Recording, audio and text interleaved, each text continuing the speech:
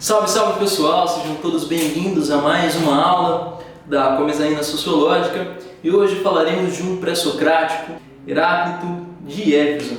Heráclito que já pertence aí a uma fase da filosofia pré-socrática em que o que estava em questão não era identificar uma archê, que seria o princípio originário de todas as coisas, o princípio do próprio cosmos, de onde tudo vem, de onde tudo parte, como por exemplo é o caso da água para Tales de Mileto, tido como o primeiro filósofo de todos, né? E o Heráclito é esse filósofo que já pertence a uma fase em que o que estava em busca não era a archê, mas para o Heráclito era o entendimento do logos. O que seria o logos? Né? O logos é uma espécie de lei cósmica universal, é uma lei que rege o funcionamento de todo o universo. E entender o logos, do ponto de vista do Heráclito, é entender que o universo se mantém em equilíbrio a partir do conflito entre os opostos. O que rege o funcionamento do universo é uma guerra entre elementos contrários, entre o Sol e a Lua, dia, noite, quente, frio, claro, escuro, esse conflito incessante entre opostos, do ponto de vista do Heráclito, é o que dá movimento às coisas. Então, aí, nessa filosofia, na filosofia do Heráclito, já estão presentes os germes da dialética.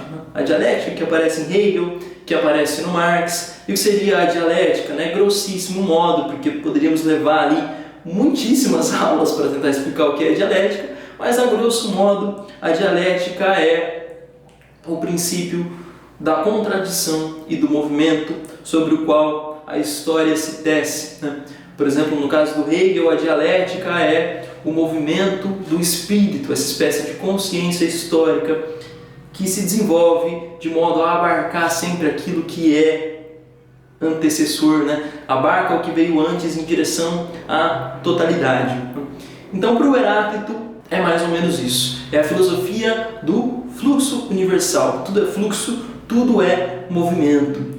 Então, se a gente quiser explicar em termos mais abstratos isso, nós poderíamos dizer que a filosofia do Heráclito é a filosofia do devir.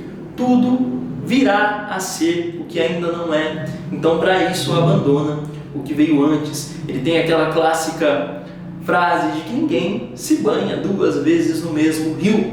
E o que isso quer dizer? Quer dizer que ao se banhar no rio por uma segunda vez, o rio já ali perdeu características, ganhou componentes, perdeu componentes. Você já não é o mesmo de instantes atrás, porque tudo é fluxo, tudo muda o tempo todo, ainda que isso possa ser difícil de captar para os nossos sentidos.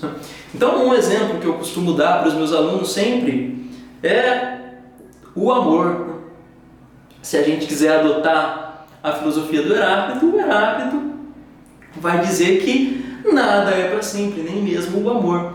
Então, você pode, por exemplo, perguntar para os seus pais, se eles ainda foram casados, se eles se amam da mesma maneira que se amavam quando começaram essa história de romance, quando começaram a namorar. E muito provavelmente a resposta vai ser de que o amor continua, mas que muda em suas características, muda nos gestos, muda nas palavras, muda na forma de se traduzir, de se expressar. Então já é um amor que é muito diferente daquele amor que começa com a paixão, que começa com o namoro, que deu origem à história dos dois.